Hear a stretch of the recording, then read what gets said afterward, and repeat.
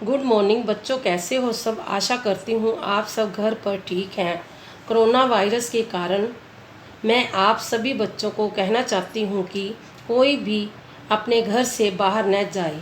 अपने फेस पर मास्क अवश्य लगाएं और समय समय बाद अपने हाथों को ज़रूर धोएं। अगर आप किसी से भी मिलते हैं तो कम से कम 1 मीटर की दूरी बनाकर रखें। घर पर ही रहें, सुरक्षित रहें। आप सभी का विज्ञान की क्लास में स्वागत है। लेसन 8 कोशिका संरचना ए पर कार्य। 8.4 कोशिका संरचना ए पर कार्य। आप पढ़ चुके हैं कि प्रत्येक जीव के कई अंग होते हैं। पिछली कक्षा में आप पाचन अंगों के बारे में पढ़ चुके हैं, जो कि सम्मिलित रूप से पाचन तंत्र बनाते हैं। किसी तंत्र में हर अंग अलग अलग पर कार्य करता है, जैसे पाचन, स्वर्गीकरण एवं अवशोषण। इसी तरह विभिन्न पादप अंग भी विशिष्ट अथवा विशेष पर कार्य करते हैं। उदाहरण के लिए जड़ जल तत्व एवं खनिजों के अवशोषण में मदद करती है। आपने कक्षा 7 में पढ़ा है कि पत्तियां भोजन का संश्लेषण करती हैं। प्रत्येक अंग पुण्य छोटे भागों से मिलकर बना होता है, जिससे ऊतक कहते हैं। एक समान कोशिकाओं का वह समूह जो एक विशिष्ट पर कार्य करता है, ऊतक कहलाता है। पहली यह जान गई कि अंग ऊतक से बने होते हैं और ऊतक कोशिकाओं के बने होते हैं। कोशिका सजीव की संरचनात्मक इकाई है। 8.5 कोशिका के भाग। कोशिका झिल्ली कोशिका के मूल भाग हैं। केंद्रक, कोशिका झिल्ली एवं कोशिका ध्रुव। कोशिका ध्रुव एवं केंद्रक कोशिका झिल्ली के भीतर परिवृद्ध होते हैं। कोशिका झिल्ली एक कोशिका को दूसरी कोशिका से एवं घिरे हुए माध्यम से अलग करती है।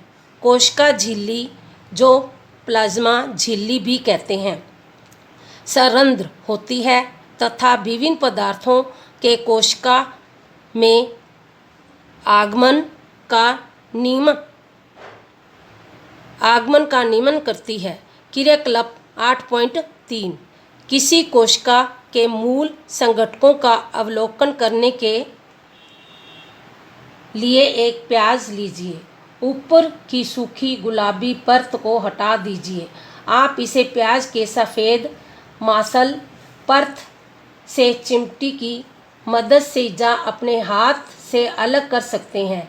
आप प्याज को तोड़कर भी इसकी पतली झिल्ली को हटा सकते हैं। प्याज की झिल्ली का एक छोटा टुकड़ा कांच की स्लाइस पर जल की बूंद में रखिए। पतली झिल्ली को ब्लेड अथवा चिमटी की मदद से छोटे टुकड़े में काटा जा सकता है। इस पर मिथाइलिन ब्लू की एक बूंद डालिए एवं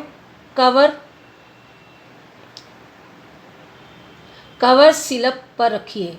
कवर स्लिप रखते समय इस बात का ख्याल रखिए कि कवर स्लिप के भीतर वायु के बुलबुले न हों। सूक्ष्मदर्शी के नीचे स्लाइस का अवलोकन कीजिए।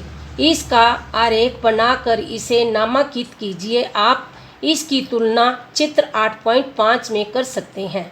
प्याज की कोशिका झिल्ली द्वारा परिवृद्ध होती है। ये एक तरफ दृढ़ आवरण द्वारा आवृत होती है, जो कोशिका भित्ति कहलाती है।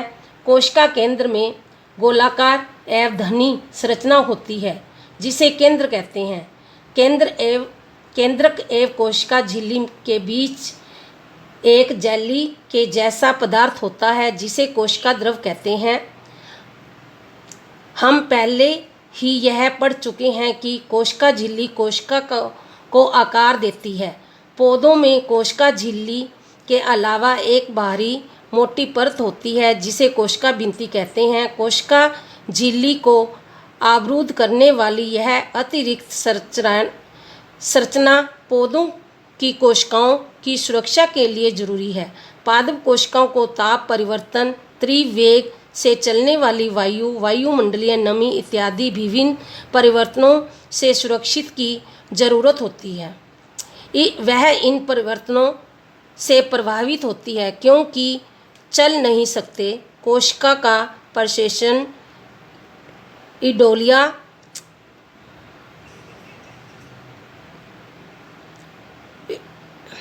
इडोलिया की पत्ती की झिल्ली में किया जा सकता है। इनकी स्लाइस भी आप उसी तरह बना सकते हैं जैसे प्याज की झिल्ली की स्लाइस बनाई थी। क्रियाकलाप 8.4 एक स्पष्ट दांत खोदनी या माचिस की तीली जिसका मसाले वाला सिरा मोड़कर हटा दिया गया हो लीजिए। इसकी मदद से गाल की भीतरी परत को धीरे धीरे खुरचिए। इसे कांच की स्लाइस पर रखे पानी में डालिए। इस प्रकार आयोडीन विलयन की एक बूंद डालकर इस पर कवर स्लिप रखिए। आयोडीन विलयन की जगह आप मिथाइलिन ब्लू की 1-2 बूंद डाल सकते हैं। सूक्ष्मदर्शी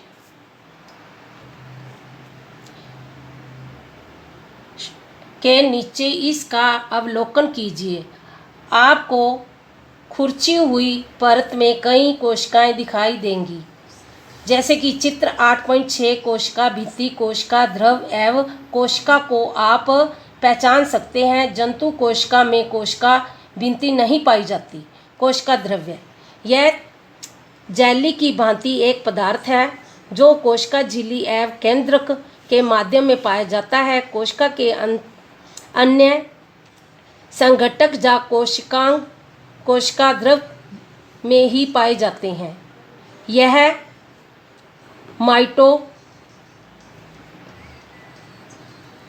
माइटोकॉन्ड्रिया, ग्लाइस कार्य, राइबोसोम इत्यादि। आप इनके बारे में अगली कक्षाओं में पढ़ेंगे। केंद्रक यह सजीव कोशिका का एक महत्वपूर्ण संघटक है। आमतौर पर यह गोलाकार होता है तथा कोशिका के मध्यम भाग में स्थित होता है। इसे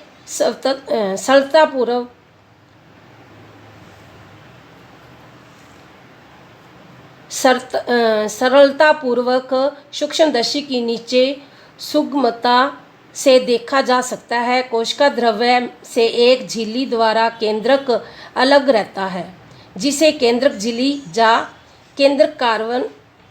केंद्रावरण कहते हैं। यह झिल्ली भी संरंध्र होती है तथा कोशिका द्रव एवं केंद्र के माध्यम पदार्थों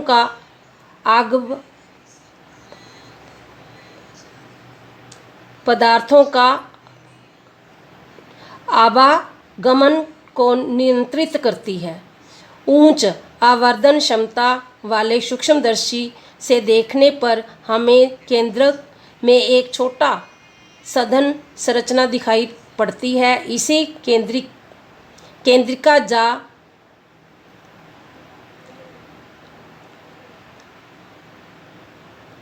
केंद्रिका कहते हैं। इसके अलावा केंद्र में धागे के जैसी संरचनाएं भी होती हैं जो क्रोमोसोम या गुणसूत्र कहलाती है। यह जीन के धारक हैं जो अनुवादित गुण तथा लक्ष्यों को जनक से अगली पीढ़ी में स्थानांतरित करते हैं और गुणसूत्र कोशिका विभाजन के समय ही दिखाई पड़ती है। इस वीडियो को देखो और सुनो और समझो।